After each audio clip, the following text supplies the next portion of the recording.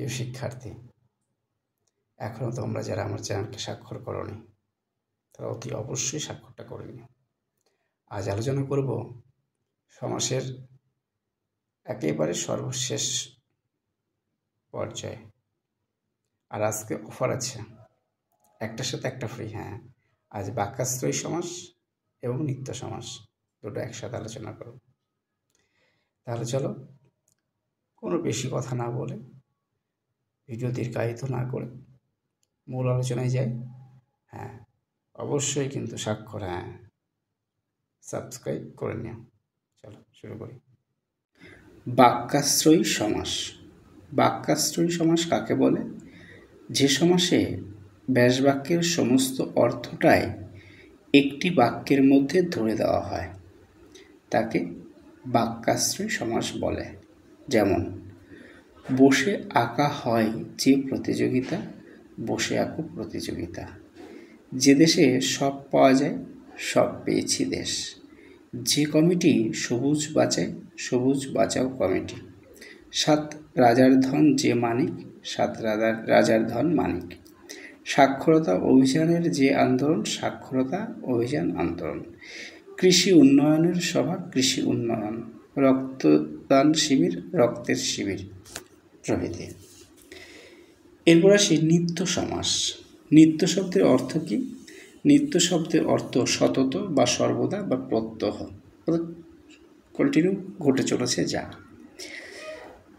সংজ্ঞা: যে সমাসে সমস্যমান পদগুলি সর্বদা একত্রে সমাসবদ্ধ থাকে, ব্যাসবাক্য হয় না, সেই সমাসকেই নিত্য সমাস বলে। অর্থাৎ নিত্য সমাসে সমস্যমান পদের ব্যাসবাক্য হয় না। নিত্য সমাসে একাধিক পদ এমনভাবে পরস্পর যুক্ত থাকে যে আপাত দৃষ্টিতে সেগুলিকে সমাসবদ্ধ বলে মনে হয়।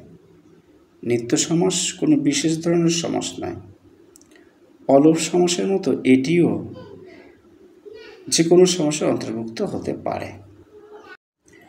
নিত্য সমাসে সমস্ত পদের অর্থ প্রকাশ করতে মাত্র শব্দের পরিবর্তে কেবল শব্দের সাহায্য নেওয়া হয়ে থাকে। যেমন, জ্ঞান মাত্র, কেবল জ্ঞান। এই মাত্র শব্দের পরিবর্তে কেবল আসবে এবং প্রথম যে শব্দটা জ্ঞান সেটি শেষে চলে যাবে। নামমাত্র, কেবল নাম। একটি মাত্র, কেবল একটি।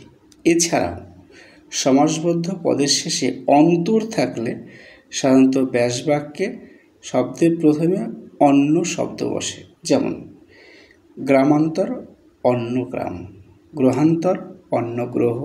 মতান্তর, অন্য মত। ভাষান্তর, অন্য ভাষা। দিনান্তর, অন্য দিন। লোকান্তর, অন্য লোক। রূপান্তর, অন্য রূপ। এছাড়াও কিছু ব্যতিক্রমী উদাহরণ আছে। যেমন, গিরিনিভ, গিরির তুল্য। পানার্থ, পানের নিমিত্ত। এটা পনার্থ হয়ে গেছে, পানার্থ হবে। দুগ্ধ ফেননিভ, দুগ্ধ ফেন তুল্য। দানার্থ, দানের নিমিত্ত। কোন কোন সমাসে কোন কোন পদের অর্থ প্রধান সেটা এবার বলবো। যেমন, পূর্বপদের অর্থ প্রাধান্য পায় একমাত্র অব্যয়ীভাব সমাসে। পরপদের অর্থ প্রাধান্য পায় কর্মধারায়, তৎপুরুষ আর দ্বিগু সমাসে। উভয় পদের অর্থ প্রাধান্য পায় দ্বন্দ্ব সমাসে এবং অন্য পদের অর্থ প্রাধান্য পায় বহুব্রীহি সমাসে।